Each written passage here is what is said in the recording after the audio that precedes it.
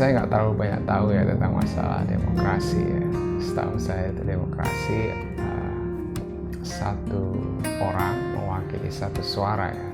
Jadi tidak peduli dia itu seorang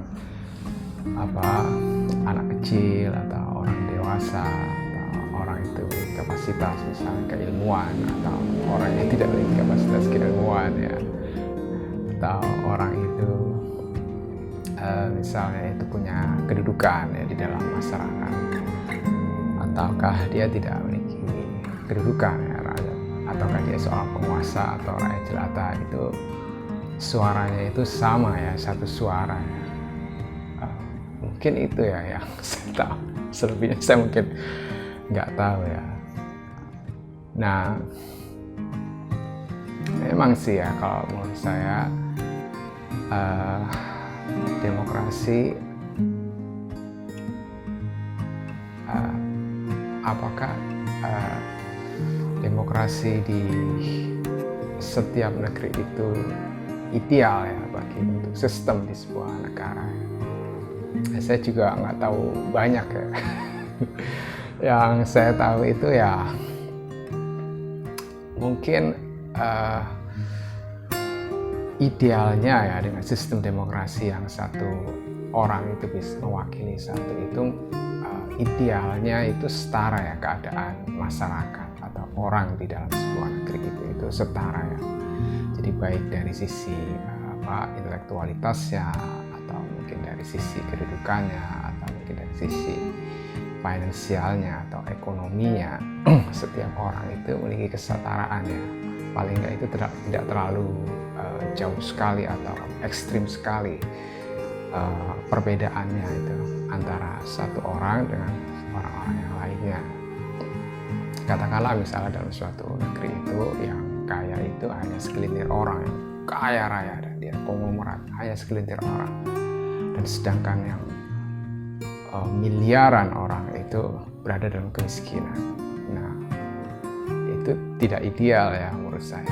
Atau orang yang pintar itu hanya segelintir orang, sedangkan yang miliaran orang atau jutaan orang itu berada dalam kebodohan misalnya. Atau orang yang memiliki kedudukan, orang yang memiliki pengaruh itu hanya segelintir orang, sedangkan orang yang tidak memiliki pengaruh dan lemah, tidak berdaya, atau ekonomi yang lemah, atau orang yang jelata, itu miliaran orang jumlahnya atau jutaan orang jumlahnya dalam sebuah negara. Maka menurut saya itu tidak ideal ya, karena nanti kalau diterapkan sistem demokrasi dalam negeri yang belum setara keadaannya, maka itu akan bisa terjadi misalnya orang yang kaya itu akan membeli suara orang-orang yang ekonominya itu atau orang yang miskin ya. Dia akan bisa membeli suaranya dengan kekayaannya itu, suara dari orang-orang miskin atau orang-orang yang yang pandai ya, itu akan bisa berdaya orang-orang yang bodoh ya, katakanlah seperti itu ya. Atau orang-orang yang memiliki kekuasaan atau orang yang memiliki power ya atau kekuatan, dia akan menggunakan kekuatannya untuk memaksa orang-orang yang tidak berdaya. Jumlahnya ini banyak sekali di Indonesia.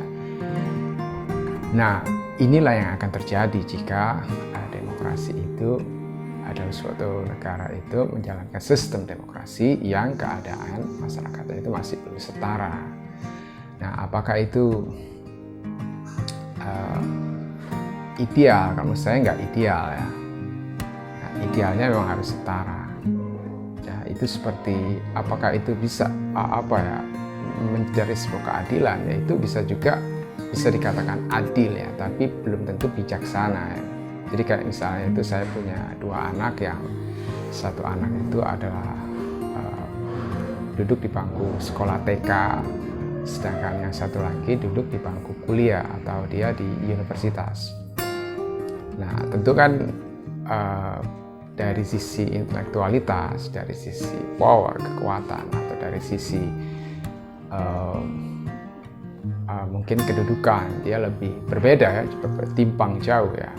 Tapi dalam sistem demokrasi atau dalam sebuah demokrasi, satu orang kan mewakili satu suara ya. Jadi suara anak kecil TK dengan suara orang yang berada di universitas atau mungkin profesor, doktor, profesor, sama ya.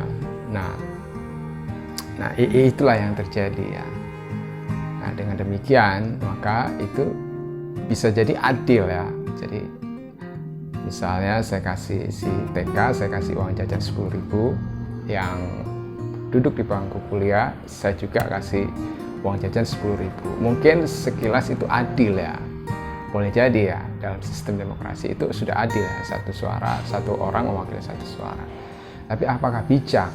Nah itu dia masalahnya itu ya, apakah bijak membiarkan sistem kondisi seperti ini? Nah seperti apa mesti? Nah inilah yang kalau menurut saya itu tugas dari seorang pemimpin di seluruh dunia ya, jika dia menerapkan dalam sebuah negaranya itu adalah sistem demokrasi. Dia PR yang sangat besar bagi pemimpin itu adalah mengangkat derajat hidup orang-orang yang miskin dan bodoh, meningkatkan derajatnya, dan menekan orang-orang yang melampaui batas, istilahnya itu seperti kekayaannya, terus kekuasaannya, powernya itu harus ditekan.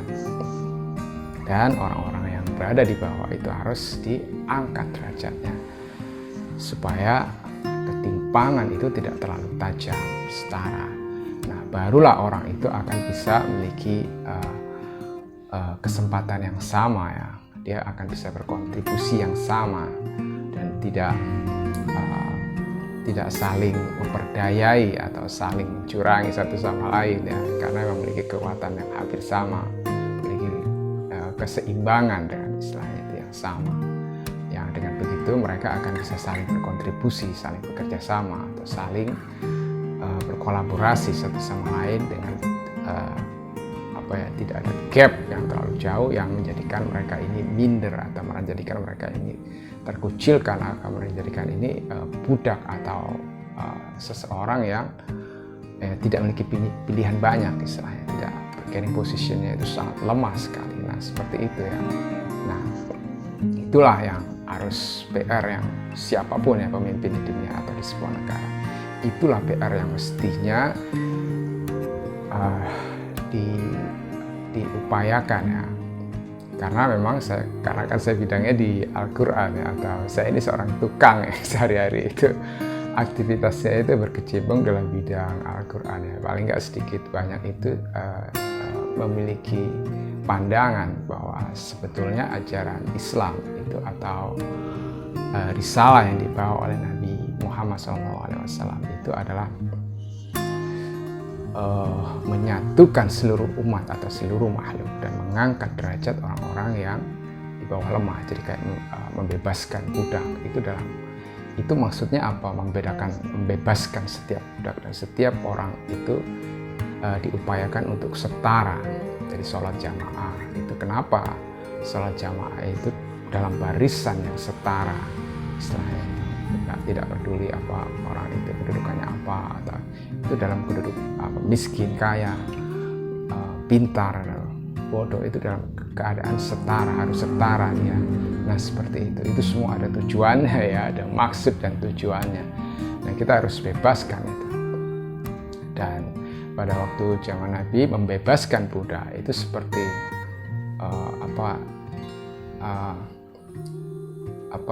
keutamaan yang besar ya, seperti kan memiliki pahala yang sangat besar ya. Itu nanti kita bahas di lain tempat tentang masalah itu. Tapi paling enggak intinya seseorang pemimpin itu harus membebaskan ini ya. Nah kemiskinan yang ada di negeri ini itu kan sebetulnya sangat akut ya. Jadi jika kita lihat potret kemiskinan, atau paling enggak kita keluar dari rumah kita, istilahnya itu, dimanapun kita berada atau dimanapun kita di seluruh negeri ini, pasti ada seorang peminta-minta, ya kan? Ya kan? Kita makan di pinggir jalan, dimanapun kita berada, di kota apapun kita berada, selalu setiap kita keluar rumah di pinggir jalan itu pasti ada peminta-minta, ada pemulung, ada pengorek sampah, ada orang yang tidur di emperan toko, ada orang yang tidur di gerobak-gerobak pinggir jalan.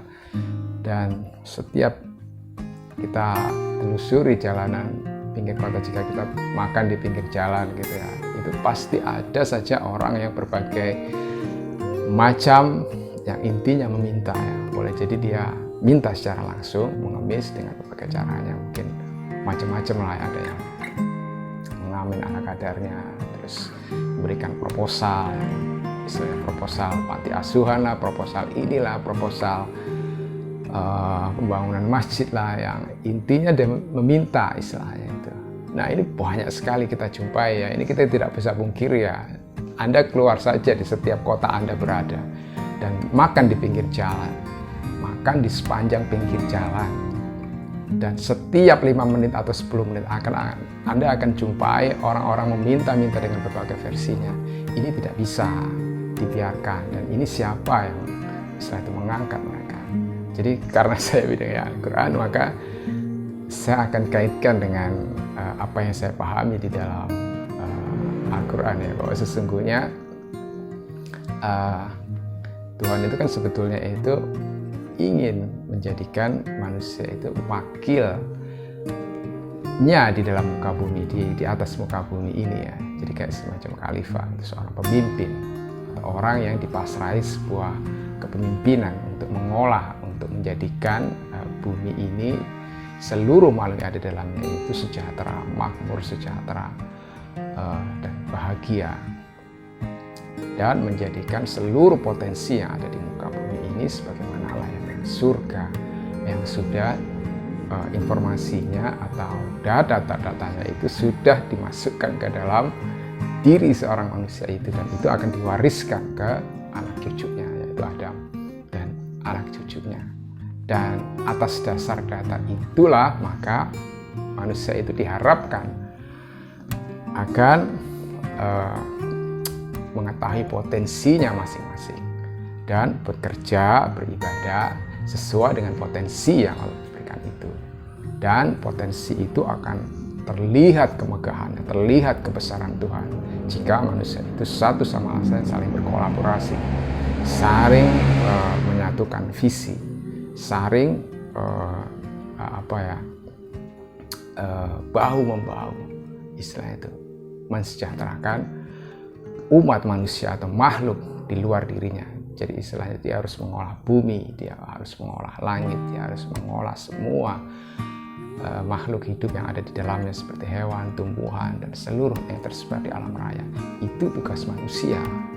Nah sekarang jika kita melihat kondisi keadaan saudara-saudara kita sendiri di setiap kota atau di setiap seluruh dunia yang kita singgahi atau kita berada ya, pasti kita akan temukan orang-orang gembel, orang-orang yang meminta-minta, orang-orang yang tidak menghargai dirinya sendiri, dan orang ini tidak memiliki kontribusi. Nah sekarang apakah itu tugas seorang wakil Tuhan di muka bumi? Nah inilah sesungguhnya yang harus menjadi konsentrasi setiap pemimpinnya. Kalau Musa ya, nah dia harus mengentaskan itu semua, dia harus menjadikan setiap manusia itu adalah sebuah makhluk yang spesial ya, makhluk yang benar-benar diberikan kewenangan oleh Tuhan atau wakil Tuhan di muka bumi. Nah, jika ini tidak, manusia tidak dikenalkan bahwa dia adalah seorang yang spesial, dia adalah seorang utusan Tuhan, maka kita akan membiarkan keadaan itu berlalu seperti itu saja. Dan apa yang sudah diberikan Tuhan kepada setiap manusia itu kan seperti sia-sia belaka, jadi tidak ada manfaatnya sama sekali ya. Dan itulah yang sangat disayangkan ya, jika pada keadaan seperti ini. Nah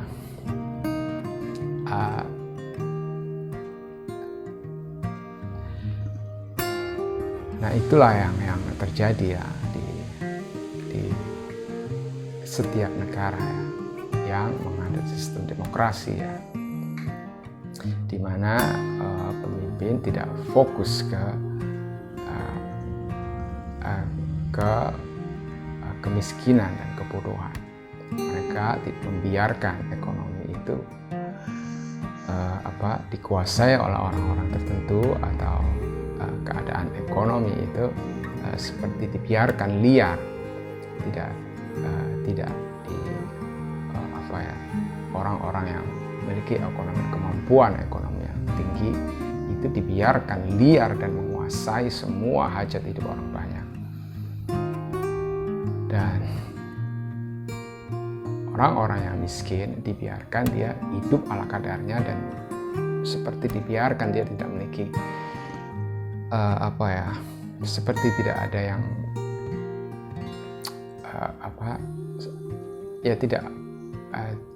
seperti tidak ada yang treatment atau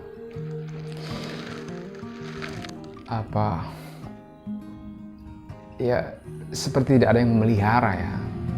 Sebetulnya kan di dalam undang-undang itu fakir miskin, anak-anak telantar, dan orang-orang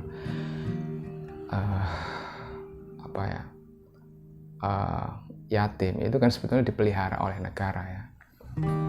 Dan ada juga kan di undang-undang kalau semua harta kekayaan atau semua sumber daya alam manusia, sumber daya alam yang ada di negeri itu dikuasai oleh negara dan akan diperuntukkan sepenuhnya untuk sebesar-besarnya kepada kemakmuran rakyat seluruhnya. Nah, itu sebenarnya sudah ada di undang-undang. Itu kalau menurut saya sudah benar itu ya. Kalau menurut saya hanya implementasinya saja ya. Nah, untuk itulah ya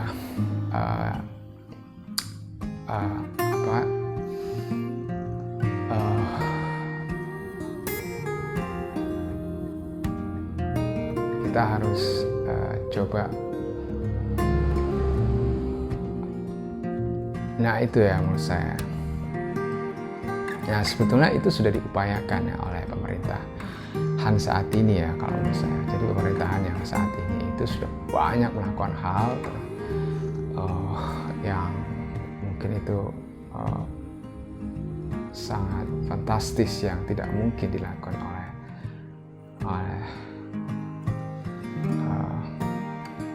orang-orang yang misalnya standar manusia biasa ya itu. Ini pasti orang spesial gitu untuk bisa melakukan banyak hal. Tapi saya melihat belum menyentuh ke arah situ ya. Jadi sudah ada upaya ya bahwa seperti kepala negara itu sudah mulai untuk meningkatkan misalnya kayak pro ke UMKM misalnya untuk meningkatkan ekonomi kerakyatan. Terus memberikan santunan secara langsung kepada orang-orang fakir miskin atau orang-orang yang tidak berdaya. Itu sebetulnya sudah dilakukan ya, tapi mungkin harus lebih konkret lagi ya. Jadi misalnya mungkin ya kelak ya, harapan saya ya nanti ini kan lagi akan ada promosi dari para calon pemimpin negeri ya. Jadi mungkin ini lebih dikonkretkan lagi. Jadi bahwa masyarakat yang ekonominya rendah atau bisa dikatakan orang-orang miskin yang hidupnya itu kurang ya, atau pendapatannya itu kurang dari 2 juta sebulan atau 3 juta sebulan, maka kebutuhan dasarnya itu harus di-backup oleh pemerintah, jadi di-cover oleh pemerintah.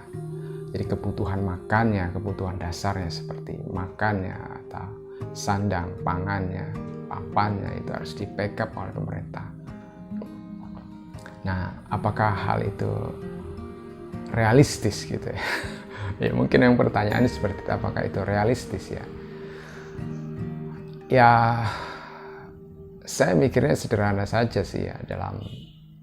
Misalnya dalam satu RT itu ada 100 orang gitu, ada berapa ya, 100 orang atau berapa ya, 60 atau 70 kakak gitu ya, atau 100 orang lah ya, atau berapa ya, 50-60 kakak lah ya misalnya, atau 50 kakak ya, atau 50 kakak ya, misalnya mendapatkan santunan misalnya 3 juta untuk biaya hidupnya, untuk biaya dasarnya, supaya orang ini tidak memikirkan makan lagi, atau dia bisa mengikuti berita-berita atau mengikuti perkembangan informasi yang ada di luar dia. Jadi setiap hari dia disibukkan oleh jualan, dagang, dia mencari makan ke sana kemari. Jadi apa yang saya lakukan itu seperti itu. Saya merasakan sendiri betapa saya tidak memiliki waktu untuk memikirkan banyak hal ya di luar kegiatan saya sehari-hari.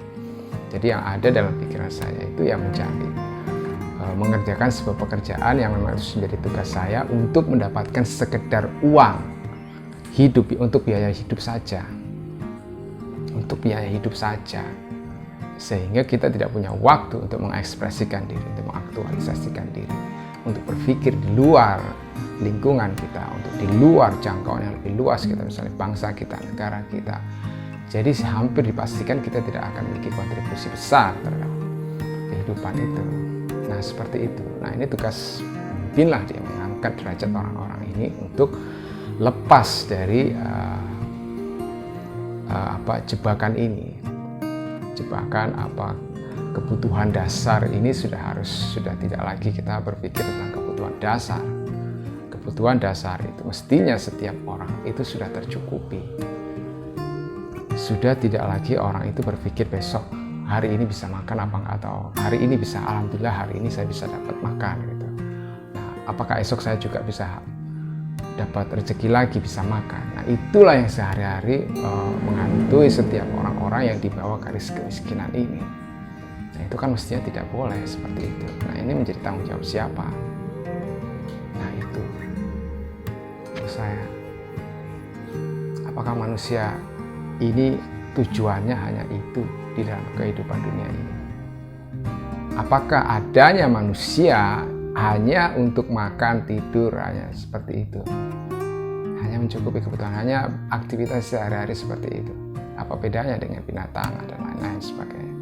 Tidak ya, manusia ini wakil Tuhan di muka bumi. Apapun bentuknya, apapun dia derajatnya atau statusnya, semua itu adalah wakil Tuhan yang dia harus mempresentasikan dirinya, mengaktualisasikan dirinya, dan dia harus berkolaborasi dengan satu sama lain sehingga akan muncul keindahan cahaya-cahaya Tuhan itu. Seperti itu ya kalau menurut saya. Nah itulah yang harus difokuskan atau dikonkretkan ya oleh pemimpin-pemimpin yang akan datang nantinya itu. Jadi kayak misalnya orang miskin ini harus di backup kebutuhan dasar. Ya, apakah realistis itu pertanyaannya? Ya, karena mungkin saya bukan orang ekonom atau bukan seorang pemikir yang besar atau bukan seorang yang berada dalam sebuah pemerintahan yang mengetahui persis kondisi sebuah negara seperti apa ya pengelolaan keuangannya itu. Tapi saya berpikir sederhana. Jadi kalau misalnya dalam sebuah RT itu taruhlah misalnya ada 100 orang ya, dan setiap orang itu kan pasti butuh air ya, PDAM ya. Dan PDAM dikuasai oleh negara melalui perusahaan PDAM air. Terus juga listrik ya, kebutuhan listrik dari setiap keluarga itu kan juga dikuasai oleh negara melalui perusahaan PLN. Terus pulsa, nah negara kan juga punya perusahaan-perusahaan yang bergerak di bidang telekomunikasi yang itu diwakili oleh Telkom. Nah juga misalnya kayak BBM, setiap negara, setiap orang itu kan butuh akan adanya transportasi atau energi ya, baik energi gas untuk kehidupan sehari-hari, untuk masak dan lain sebagainya. Terus energi transportasi, pastikan dia untuk sepeda motor, untuk mobil dan lain sebagainya. Nah, taruhlah misalnya pendapatan BUMN, badan usaha milik negara ini dari satu RT itu taruhlah misalnya berapa ya? Misalnya, kita ambil terkecil aja ya, misalnya satu bulan itu taruhlah misalnya berapa ya? Misalnya 3 miliar aja atau berapa ya? Atau 2 miliar aja itu misalnya berapa ya? 3 miliar lah misalnya kita 3 miliar ya. Atau 1 miliar lah ya. Paling kecil kita ambil paling kecil saja dalam satu bulan mendapat BUMN dari semua perusahaan negara yang yang produknya itu dikonsumsi oleh masyarakat satu RT, itu taruhlah misalnya pendapatannya itu 1 miliar. Taruhlah misalnya dari pendapatan 1 miliar itu dikurangi zakat, zakatnya ya. Zakat dari pendapatan BUMN 1 miliar untuk satu RT itu taruhlah misalnya dipotong 2,5% ya. Berapa ya? 25 juta ya. 25 juta ya. Nah, ya taruhlah misalnya dalam satu RT itu yang miskin, yang benar-benar butuh pertolongan, orang-orang yang benar-benar pendapatan penghasilnya itu kurang dari 3 juta atau kurang dari 2 juta sebulan. Nah, itu di-backup, misalnya dikasih uang 2, taruhlah misalnya itu berapa persen ya, 1/4 lah ya, 1/4 dari 100 orang itu berapa, 25 ya.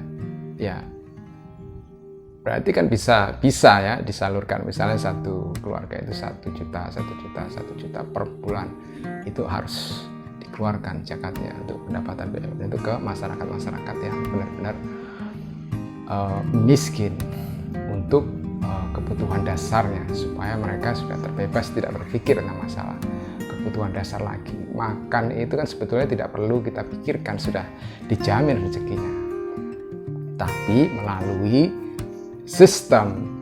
Jadi tidak mungkin Tuhan itu berikan semua rezeki, itu sudah dijamin Tuhan, tapi tidak mungkin Tuhan memberikan langsung kepada manusia, harus tentu melalui sistem mekanisme. Nah, sistem mekanisme inilah melalui makhluk juga seperti para pemimpin itu. Nah, kalau misalnya nggak berjalan, itu siapa yang perlu disalahkan nantinya dalam hari penghisapan atau hari pengadilan? Pasti para pemimpin itu yang diserai amanah itu. Nah, seperti itu ya menurut saya. Bisa sebetulnya. Ya memang kalau kita gratis BBM untuk rakyat yang miskin ya. Yang kategori miskin itu taruhlah misalnya itu per bulan itu kurang dari 2 juta. Itu sebetulnya apakah realistis? Ya kalau kita berikan contoh yang kecil seperti itu ya mungkin ya realistis ya. Mungkin realistis ya. Ya karena kan semua badan usaha milik negara itu kan sebetulnya biaya untuk operasional, untuk pembelian alat-alatnya, untuk ya, gaji karyawannya, semuanya itu kan dari negara. Dan pendapatan negara itu kan semua dari pajak rakyat yang beraneka ragam, bisa pajak, bisa macam-macam ya. Pendapatan yang diperoleh dari rakyat. Nah, mestinya itu kan harus kembali ke rakyat. Karena undang-undangnya mengatakan seperti itu. Nah, kalau semua apa yang aktivitas BUMN itu, mulai dari aktivitas kerjanya, mulai dari operasionalnya, mulai dari pegawainya, mulai dari alat-alatnya, semuanya itu dibeli atau dibiayai oleh uang negara dari rakyat, dan hasil dari BUMN itu dibisniskan ke orang. Jadi gimana itu logikanya? Jadi ada seperti apa? Apakah itu bijak seperti itu? Saya kembali lagi ke bijak ya.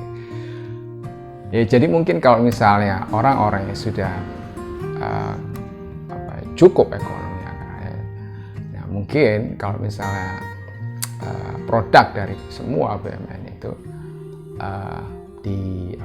dibisniskan kepada mereka, dan hasilnya itu untuk menopang rakyat yang kecil, itu it's okay. Memang harus seperti itu. Itulah sistem dalam ajaran Islam sebetulnya kalau menurut saya.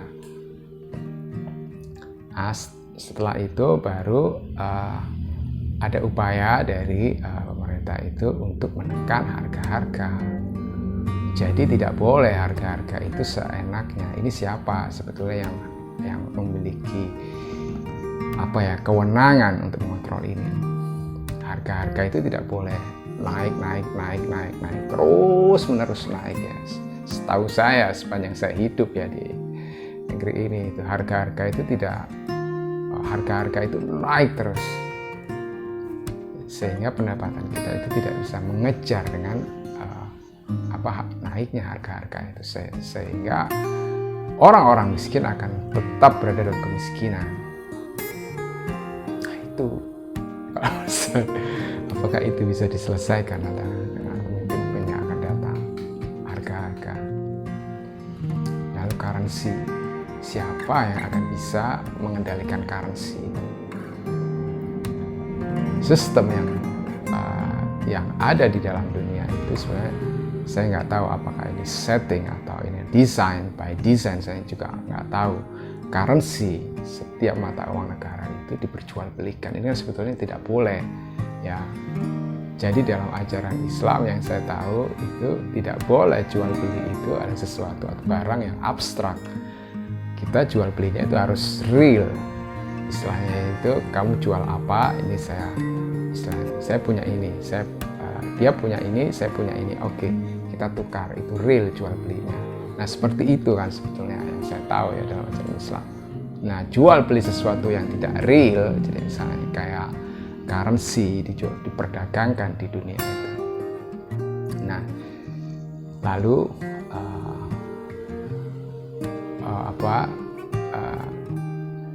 orang-orang yang memiliki kemakmuran, orang-orang yang memiliki finansial, orang-orang kaya raya, kekuatan finansial, dia memiliki lalu bisa saja ya mendesain dia misalnya dia membeli currency yang disukai, misalnya dolar, dia suka currency yang misalnya dia suka dolar ya, dia beli dolar sehingga currency lain turun. Nah demikian juga bisa saja orang-orang yang memiliki kebijaksanaan, kekuasaan dalam hal ini ya, dalam skup dunia ya, ingin menjatuhkan sebuah negara atau ingin membangkrutkan sebuah negara atau ingin menjadikan negara itu tetap berada dalam kemiskinan, dan maka currency yang dia ingin jatuhkan itu seperti tidak diminati, istilahnya tidak diminati. Semua orang condong atau semua orang seperti digiring untuk mengikuti atau untuk mengikuti sentimen pasar yang dibentukkan, bisa saja, sehingga setiap negara itu tergantung dengan currency, salah satu currency. Kalau misalnya dunia misalnya ada misalnya dolar gitu ya, katakanlah dolar, dia ingin menjadikan sebuah satu-satunya mata uang untuk transaksi di seluruh dunia, dan semua orang cenderung untuk membeli dolar dan menjadikan transaksi setiap transaksi dengan dolar. Dengan demikian maka semua transaksi-transaksinya dalam negara itu akan jatuh, dan itu akan menjadikan sebagian orang-orang di dunia atau sebagian negara di dalam dunia itu akan berada dalam kemakmuran yang tidak ada batasnya. Dan di satu sisi ada sebuah negara-negara yang miskin dan tetap berada dalam kemiskinannya. Nah itulah yang terjadi ya, sama seperti keadaan seperti yang dalam skup kecil itu,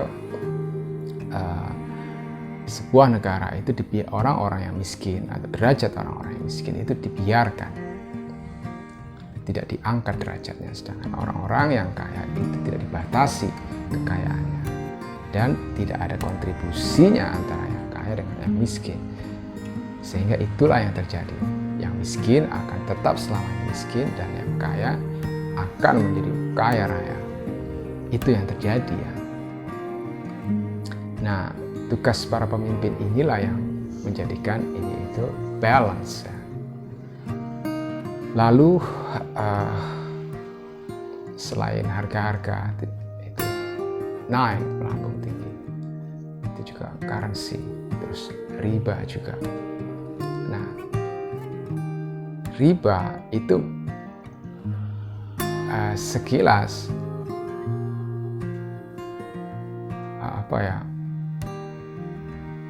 emang itu fair ya atau adil ya.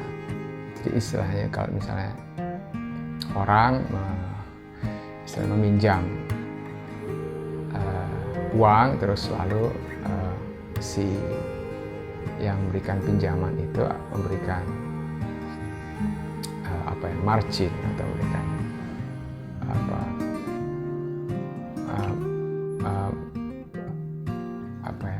meminta lebih dari uang yang kita pinjam. Itu sekilas itu memang fair ya. Tapi bagi siapa gitu?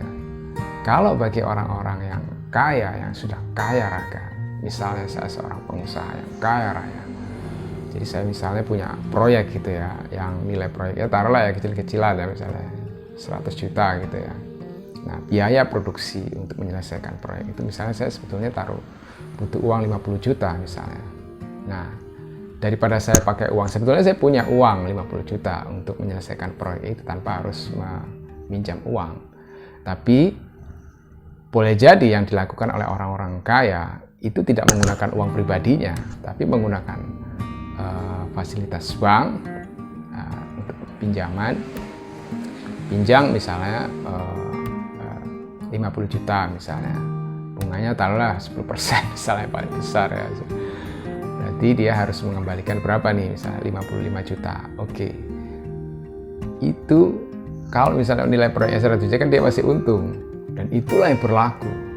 Sehingga dalam waktu sekejap orang-orang kaya itu akan bisa membangun, atau orang-orang itu akan bisa berlipat ganda kekayaannya dengan sistem seperti itu tanpa dia harus memiliki uang, karena dia memiliki kepercayaan di bank kan. Bank sudah percaya dengan dia, maka dia akan bisa membangun sebuah proyek dalam waktu dekat itu bersamaan, bukan dengan uangnya sendiri tapi dengan fasilitas uang bank, dengan harapan penghasilan yang didapatkan itu bisa untuk membayar pokok plus bunganya ke bank. Dan itu akan semakin besar kekayaannya dan semakin tidak terkendali. Nah, sedangkan orang-orang yang miskin, taruhlah misalnya dia pinjam uang bank 10 juta untuk jualan bakso misalnya, jualan mie ayam misalnya 10 juta misalnya. Nah, ekonomi orang-orang tingkat bawah atau orang-orang yang miskin kan sebetulnya itu kan dia harus berjuang untuk mencukupi satu kebutuhan hidupnya, untuk makannya. Terus satu untuk kebutuhan dasarnya, misalnya kayak pakaian, sandang, papan, pangan, ya, itu. Nah, sedangkan dia dibebani lagi oleh hutang dan bunga. Lalu pendapatan dia harus sisihkan untuk membayar untuk semuanya itu, untuk dialokasikan ke semua kebutuhan dasarnya, untuk makannya sehari-hari sekeluarga, terus untuk kebutuhan sekundernya, misalnya untuk apabila dia sakit, apabila dia ingin beli pakaian, atau dia ada sesuatu yang dia harus rusak, misalnya bocor, rumahnya bocor dan lain sebagainya. Terus dia juga harus dibebani untuk mengembalikan hutangnya, ya pokoknya plus bunganya. Betapa sangat besar ya bebannya, itu sangat berat bagi orang-orang yang miskin. Bisa seperti itu. That is so very hard. Sangat berat ya itu. Dan apakah itu akan bisa mengentaskan kemiskinan? Ditambah lagi harga-harga yang semakin naik, semakin naik, dan tidak akan pernah stabil. Anda bisa bayangkan, dolar setahu saya zaman Soekarno, saya belum lahir mungkin, zaman dulu setahu saya ya, sampai sekarang masih berlaku. Dan 1 rupiah dari dulu sampai sekarang, apakah masih berlaku? Jangankan 1 rupiah, 1000 rupiah sudah tidak berlaku ya. Kadang-kadang orang parkir itu nggak mau dikasih 1000 rupiah. Sedangkan nilai mata uang, taruhlah misalnya kita ambil salah satu dolar ya, dengan rupiah. 1 rupiah uang mata uang dolar itu bukan lagi 1-2 kali lipat, tapi sudah 15.000 sekian kali lipat dari mata uang kita. Apakah itu fair? Apakah itu adil? Ya mungkin bagi orang yang sudah terbiasa melihat itu, atau sistem yang berlaku itu, ya bilangnya adil ya. Tapi itu menurut saya tidak adil dan tidak bijaksana ya. Nah, sistem seperti itulah yang sedang terjadi, yang sedang kita alami atau atau sedang berlaku di seluruh dunia ini. Nah, siapa kira-kira di antara pemimpin-pemimpin itu yang berani ambil sikap? Dia harus menyelamatkan orang-orang kecil. Dia harus berjihad menyelamatkan orang-orang kecil itu dan mengangkat taraf hidup orang-orang rakyat kecil ini supaya dia bisa setara dengan orang-orang yang berada di atas standar atau orang-orang yang kaya. Nah, adakah pemimpin di seluruh dunia yang memiliki visi misi seperti Nabi Muhammad itu, seperti Nabi ya istilahnya mengangkat derajat manusia itu, tidak lagi ada oleh perbudakan. Jadi kan sebetulnya kalau kita amati kehidupan di alam dunia ini kan semua manusia itu berada dalam perbudakan ya. Kalau misalnya kita cermati, semua manusia itu tidak mempunyai kebebasan dalam hidup.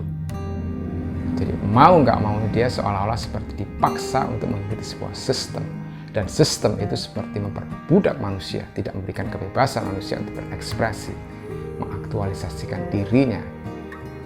Dan untuk mengaktualisasikan dirinya itu manusia harus merdeka, jiwa batin raganya dan semuanya itu harus merdeka. Dan siapa yang mampu memerdekakan manusia itu? Fitrahnya manusia itu bebas, merdeka ya. Dia harus mengaktualisasikan dirinya karena dia wakil Tuhan di muka bumi. Tapi jika jika keadaannya dia itu terkungkung, kondisinya terkungkung dan dia berada dalam perbudakan atau dalam kekuasaan manusia yang lain, maka dia tidak akan bebas lagi dan dia akan menjadi seperti tidak ubahnya seperti budak ya, yang setiap hari-harinya dia harus mengikuti sebuah sistem, dia harus tunduk terhadap sistem itu. Jadi orang dipaksa untuk bekerja setiap hari, mengerjakan sebuah rutinitas pekerjaannya yang dia boleh jadi tidak suka, boleh jadi itu tidak sebuah pilihannya dia, boleh jadi itu bukan sesuatu yang menjadi passionnya dia, atau bukan sesuatu anugerah yang sebuah bakat yang dia miliki sejak lahir. Dia lakukan itu karena terpaksa dia harus melakukan untuk hanya sekedar mencukupi kebutuhan hidupnya, untuk memenuhi kebutuhan dasarnya. Dan itu sebuah sistem yang berlaku, yang diciptakan oleh manusia. Nah, apakah seperti itu yang membebaskan orang-orang yang berada di garis kemiskinan dan membebaskan mereka untuk tidak tergantung lagi terhadap kebutuhan dasarnya dan tidak terkungkung lagi oleh sebuah sistem yang membelenggunya dia? Itu seperti membebaskan orang itu dari sistem perbudakan yang dibentuk oleh manusia yang saya nggak tahu, bisa jadi by design atau saya meyakini by design. Boleh jadi by design siapa saja ya, yang boleh saja bisa jadi oleh pihak ketiga atau oleh manusia itu sendiri. Dan apapun itu yang terjadi itu bukan fitrah manusia ya, untuk hidup terkungkung dan terjebak dalam sebuah kubangan yang menjadikan dia itu seperti budak ya. Nah, seperti itu ya. Nah, ini kira-kira siapa ya dari setiap pemimpin yang menyodorkan diri untuk mampu untuk seperti seolah-olah dia itu seperti mampu. Ya kalau misalnya hanya sekedar istilahnya itu formalitas, misalnya ya saya mampu mensejahterakan, saya akan mensejahterakan negeri ini, saya mampu memperbaiki fasilitas-fasilitas di negeri ini, saya mampu, saya akan menjadikannya lebih baik, tidak seperti itu ya. Semua orang mampu kalau misalnya kapasitas seperti itu. Jadi esensi dari diri manusia itu apakah dia mampu menyelamatkan orang-orang miskin miskin, mengangkat derajat manusia itu untuk kembali tampil menjadi manusia seutuhnya. Menjadikan setiap manusia itu adalah sebuah khalifah, benar-benar khalifah dan seorang wakil Tuhan di muka bumi. Dan itu bisa muncul jika seseorang itu, pemimpin itu menyelamatkan manusia itu dari kemiskinan dan kebodohan dan menjadikan manusia itu setara keberadaannya atau kapasitasnya, yang satu sama lain itu saling bersinergi, saling memberikan kontribusi dan saling berkolaborasi satu sama lain dalam skup negara dan lebih luas lagi dalam skup dunia atau alam semesta. Nah, itulah yang dimaksud itu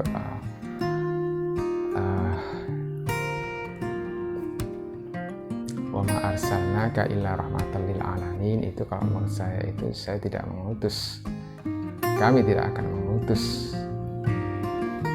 engkau ya Nabi Muhammad itu melainkan sebagai rahmat bagi seluruh alam. Lil alamin itu kan sebetulnya jamak ya, bukan satu alam saja, alam itu satu, tapi alamin seluruh alam, bahwa kita itu seperti kayak berada dalam sebuah multidimensi atau multi alam, yang itu menjadi tugas manusia untuk mensejahterakannya. Seluruh makhluk yang ada di dalamnya itu menjadi tugas manusia. Dan bagaimana kita menjadi tugas dari seorang manusia jika setiap manusia itu tidak tergali potensinya, tidak kelihatan potensinya, tidak muncul potensinya. Kenapa?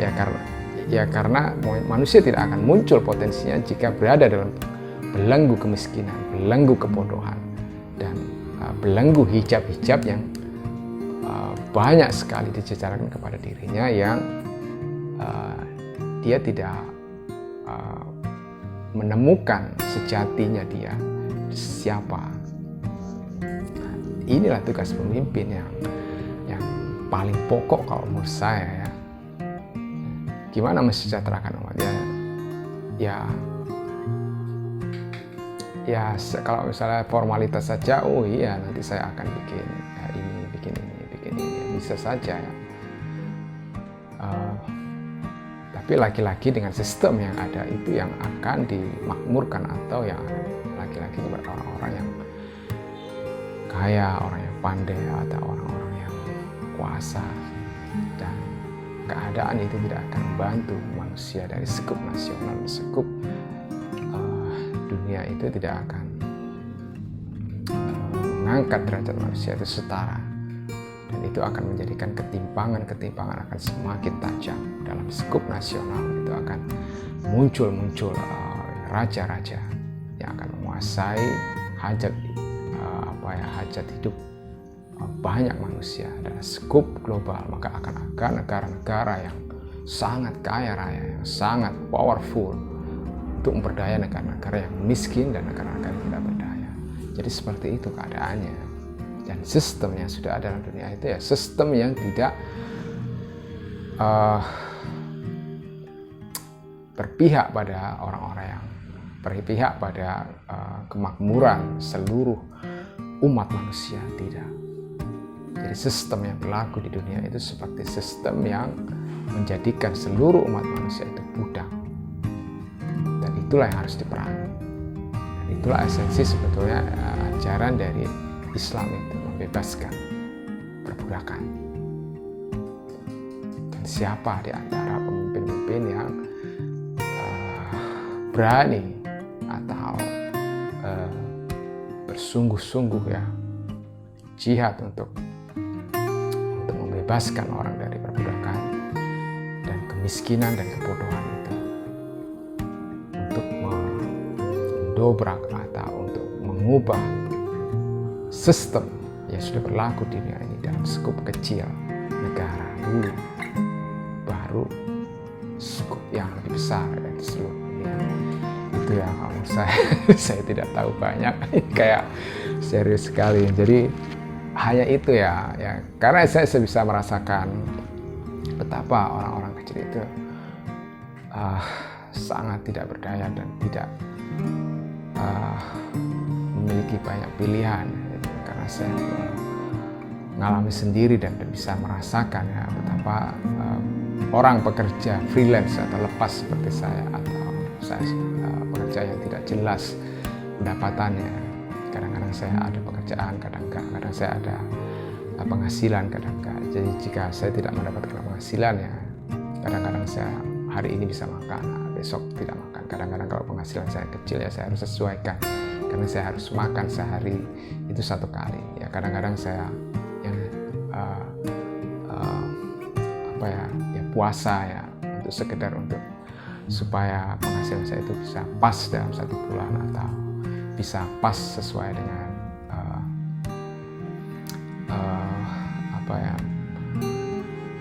sesuai dengan target yang saya harapkan. Untuk bisa survive saja itu saya harus berjuang, sibuk dengan hal semacam kayak gitu ya. Jadi jika keadaan seseorang itu tidak hanya berkutat-kutat dalam hal seperti itu, dia hanya survive saja dalam pikirannya itu, bagaimana dia bisa survive-nya itu hanya sekedar bisa makan saja, untuk menjadi kebutuhan makan saja, hanya urusan perut saja yang kita pikirkan. Itu bagaimana manusia itu akan bisa berpikir di luar itu. Misalnya berita-berita tentang masalah pesta demokrasi, apa yang sedang terjadi dalam negeri ini, apa yang sedang terjadi di luar negeri, orang sudah tidak akan ambil pusing atau tidak berpikir lagi tentang hal itu. Nah, ketika dalam keadaan seperti itu, dan ketika gelombang datang, misalnya ada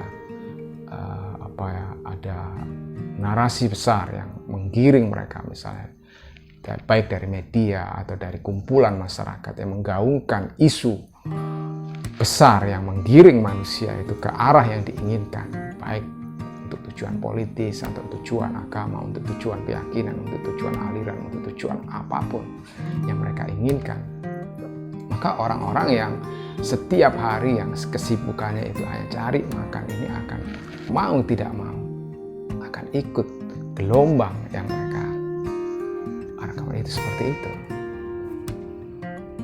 Saatnya misalnya ya, dari kelompok tertentu ingin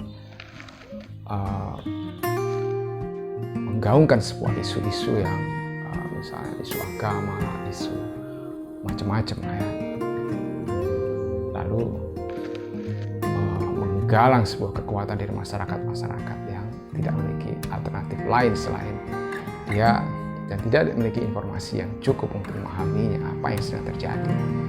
Nah, mereka inilah sebetulnya ini yang jadi sasaran empuk dari orang-orang yang memiliki agenda-agenda tersebut. Nah, seperti itukah kehidupan itu?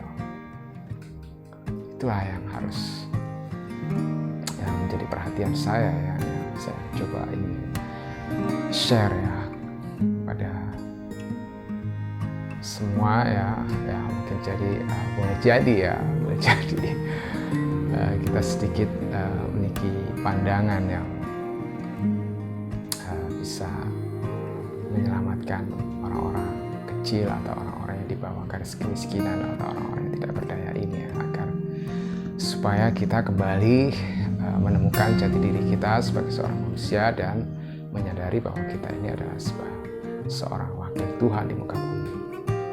Siapapun mereka, gembelkah dia atau orang-orang yang tidak berdayakah dia, seperti apa bentuknya, seperti apa statusnya, semua manusia adalah wakil Tuhan di muka bumi. Dia adalah seorang khalifah dan dia harus berkontribusi terhadap kehidupan ini, dan dia harus mengaktualisasikan dirinya terhadap kehidupan ini, sehingga kehidupan akan bisa semarak dan kelihatan kebesaran Tuhan itu. Nah, seperti itu ya.